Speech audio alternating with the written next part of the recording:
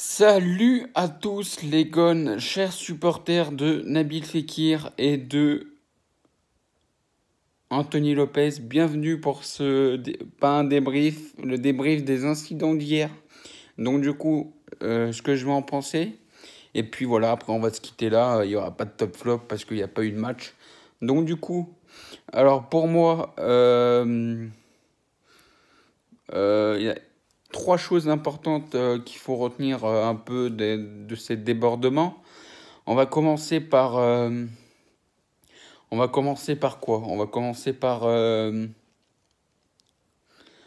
fait que le mec n'est pas abonné, n'est pas du Virage Nord, n'est pas aussi du, voilà.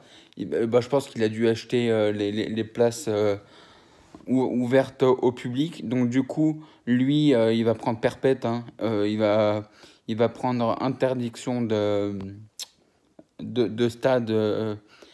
Interdiction de stade, je pense, je suis pas sûr, mais ça devrait être ça. Après, le fait que ça a pris au moins 2 heures pour que ça fasse, pour que le match reprenne, hein. À mon avis, le speaker était influencé par Olas et la préfecture pour, euh, pour que le match reprenne. Mais bon, après, c'est Rudy Buquet qui a eu le dernier mot et qui a dit au final, il y a eu une réunion avec le préfet, avec le CSP, je sais pas quoi, avec tous les arbitres, avec le délégué de l'arbitre, avec Pablo Longoria aussi, le président de Marseille. Il y a eu Jean-Michel Aulas, il y a eu Juninho.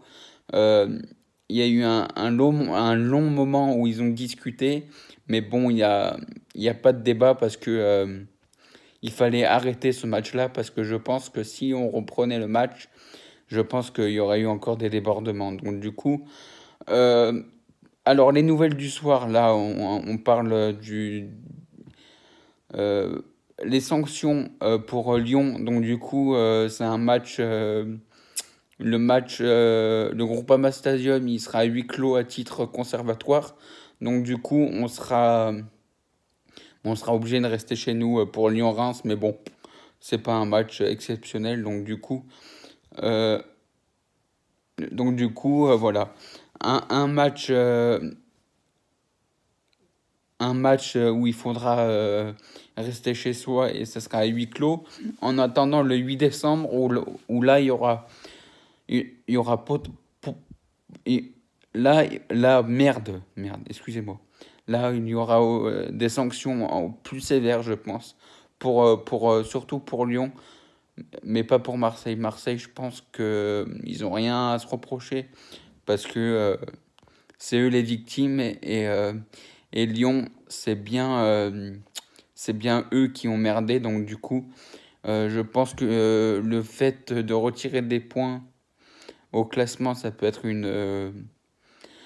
pas, ça serait pas la bonne nouvelle pour Lyon, mais bon, si on est obligé de faire ça, il faudra faire ça. Donc du coup, retrait de points et des matchs à huis clos. Voilà.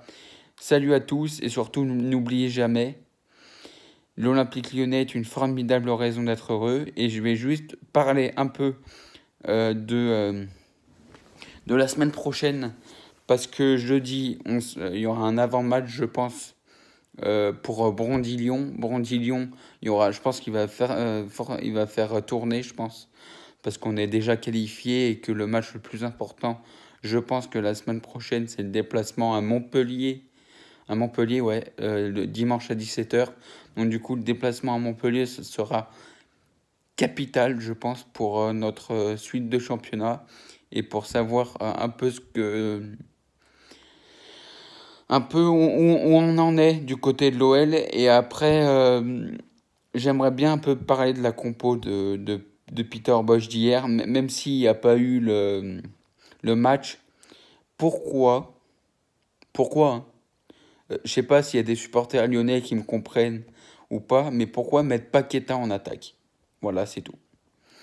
Pourquoi mettre Paqueta en attaque alors que tu as Slimani et Dembélé qui peuvent jouer? À la- En revanche, tu peux mettre Slimani en attaque et tu mets Paqueta en 10, Awar à gauche et... non, Awar à droite et Toko à gauche. Voilà. Mais, euh, mais à aucun moment tu mets Paqueta en attaque. Mais bon, je comprends pas. Voilà. Voilà, je voudrais juste revenir sur ça.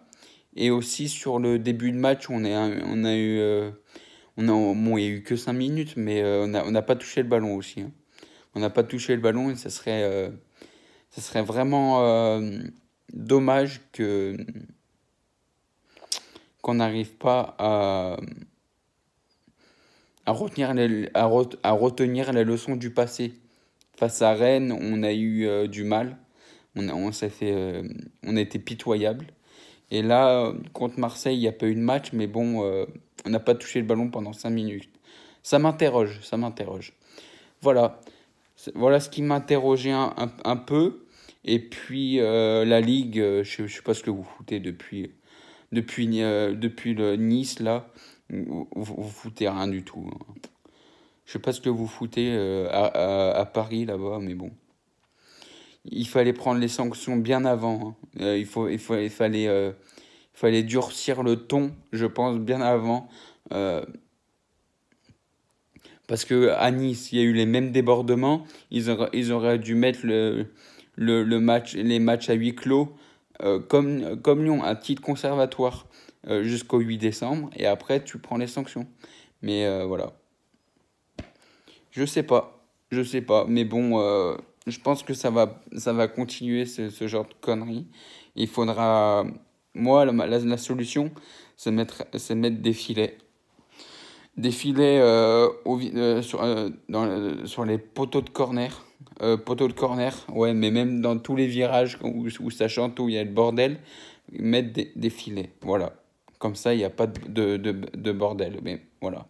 Si on est obligé de faire ça, on fera ça. Salut à tous et surtout n'oubliez jamais, l'Olympique lyonnais est une formidable raison d'être heureux, même si je suis un peu dégoûté d'hier. Salut à tous.